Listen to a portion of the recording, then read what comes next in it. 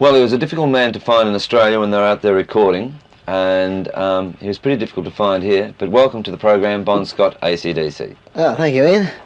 Now, in fact, the last time I saw you was when we did the 100th show over here, when you went out to Halliford Studios. Uh-huh. That was a good day, wasn't it? Well, it took so long to get the show together. It was a really good day because the bar was open the whole time. Yes, that's right. Yeah. Yes, well, we won't mention about the bar. But listen, seriously, what are you doing at the moment? What is the group doing? You've just come back from America. Yeah, well, we're doing an English tour at the moment. Yeah. The last gig is about 3 days at Great Yarmouth. I suppose you've all heard of Great Yarmouth. And we just finished... No, I haven't. Oh, you haven't? No, good place. Oh, let me tell you about Great Yarmouth. Oh, no, let's not. Carry on. Right, keep going. Okay. Just finished the European tour and spent 7 weeks in America. So we really are, getting around. Right, well, let's go back about a year ago when I was over here doing interviews and that. And at that stage, in the music papers especially, like Sounds, NME, Melody Maker, you were never out of the papers, right? There was always a story about you. Yeah. You were filling out the marquee every night, and you were sort of what most people termed as the first of the punk bands to emerge. Now, since then, the Sex Pistols and so on, and now you've got, Every Man and His Dog, with similar names, that term themselves as punk rock bands or a new wave band. You've been away, you've been to America, you've broken into the American charts, and I've got my hand over the mic again. You've been away, you've been... Shouldn't have the mic down there, Ian. I know. You've been away, you've been you've made the American charts, you're very big in Europe. What does it feel like now to come back with all of this new wave sort of going crazy in England? And are you pulling crowds still? Well, we're pulling bigger crowds than they are, Yeah? I mean, we've got our following here. It's not new wave and it's not punk. It's just people that like our band, our rock band, And we honestly thought that the punk and the new wave thing might sort of spoil a bit for us, but it hasn't at all. Yeah. It was a big fad, it's just like anything else, a big fad for a while, and there's those that are still hanging on to it.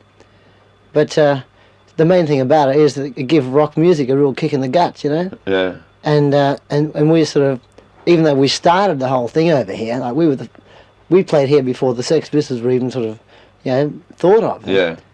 And now we've always been there, and people are beginning to realise that now they want more than just someone up there screaming, anarchy and rape and this sort of, crap, and we're it. Yeah. We're doing it right. Now, the thing is that you've always been a very tight rock and roll band, but for some reason you've concentrated a lot on the live performances, especially in England. That's all there is. But there's never been a really definite single released on the English market, or there's been some confusion about the single. Why is this? Well, singles for a start. And I might add, just before you answer that, because I want you to answer another one, there's a little bit of confusion of what's happening in Australia with your singles too. So could you clear it all up, Bob? Okay, now we'll start with England, Right.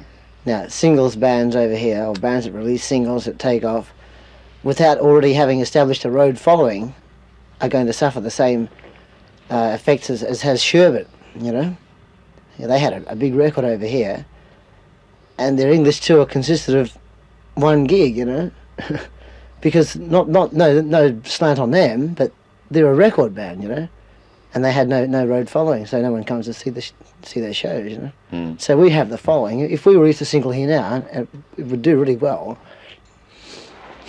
Excuse me, and we'd also have our following, Well, why isn't there a single release now, or Well, we don't write the singles, We don't write. What? We don't write singles. Of course you do. We have done in the past, but we don't write something specifically for a single. No way. But it's common for any group to bring out a single. We're an album band. We're a road album band. Singles don't mean a pinch to anybody. In our band, there's no sense in them. Like if some station picks it up, like the BBC, which they probably never would, Yeah. Then it might get played and it might make the charts, but there's no way we'd do it intentionally to make a single. Well, does the same go for Australia?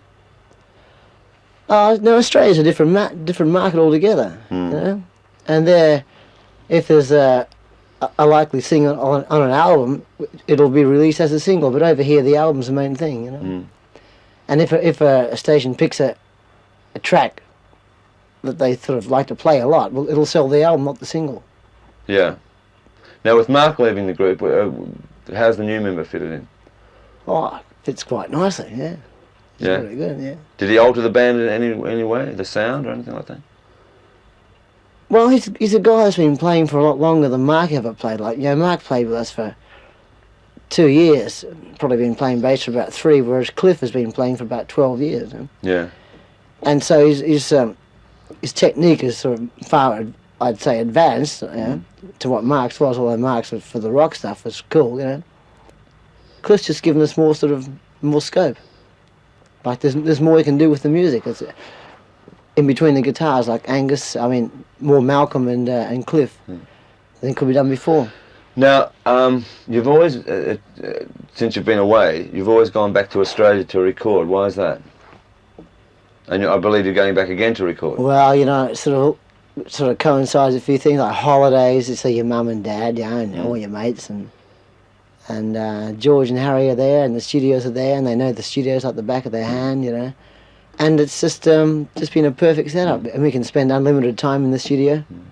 It's all there. There's no need to go anywhere else, because, like, if we went to say Miami, for instance, we'd have to hotel it, and we have to buy a studio time. Like, you might get 8 or 10 or 12 hours a day or whatever, which is quite expensive. There's just no point in it as yet. Right, now you're really big on the European side, especially on the live touring side. Can you tell us a bit about the European market as far as AC/DC are concerned? The European market, they're really quite strange over there. They're a lot of freaks over there. They're sort of not punk, and they're not terribly young. I was about to say, you might feel at home if there are a lot of freaks going on. Sorry. You find a few on the street after the show in the gutter. Right. But they're sort of... Oh, it's really hard to say. But they're more... Are they an emotional audience freak, or what? Yeah, emotional. Ready to rock, Probably more so than the rest of the world. Yeah. They're crazy, because, like, European bands don't play rock music, and if they do play it, they don't play it well. So the only rock they get is from England, America, and now Australia. Right, now let's look at 4 countries, right? You've got the USA, which you're about to leave for and do an extensive touring side. You've got the European market, you've got the British market, and you've got the Australian market. Does the band change at all, or you just play the same thing for every market and use the same approach? Exactly the same, yeah. There's no need to change. I mean, we're what we are. Yeah. And we ain't going to change for nobody, Yeah. So it's just... But it doesn't... Like, you could put them all in one room, and you couldn't tell one from the next. Like, they're just the same the world over, Well, what do you think will be the next single in Australia? Let There Be Rock? Isn't it there yet?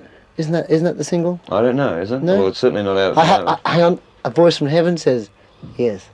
A voice from Let There heaven? Be Rock. Right. Now, what about an album? We recorded an album last time we were back there. As yet, it's not finished. We've got a few things. We've thought about it and changed a few things. There's a live album probably coming out soon. It's taken from concerts in Glasgow, My Music Bowl.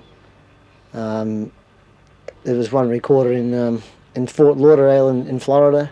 But there's about 4 in all, and that might be sort of put into a live album, the best of the 4 concerts. Right, now tell us about your American plans. Yeah, we're going back there in a couple of weeks to tour with Kiss, supporting Kiss, and a band called Rush. You mightn't have heard of out there. No. And we're doing about 12 dates with those bands, and a few of our own, and some co-headlining with a band called UFO. Right, I've heard of that. UFO. Yeah, right. Now, just on the Kiss tour, right? Have you seen Kiss perform yet, live? Yeah, I saw them in London last year. Yeah. Yeah. Well, quite spectacular. Yeah, well, I mean, there's going to be an amazing contrast between yourselves and obviously Kiss. Both very visual. Well, for a start. see the guy that what's his name? Tell me the bass player's name from Kiss. I don't know. No? Coral, tell me the bass player's name from Kiss. He's a popular guy, isn't he? Coral? He came along to our show or one of our shows in the Whiskey in Hollywood.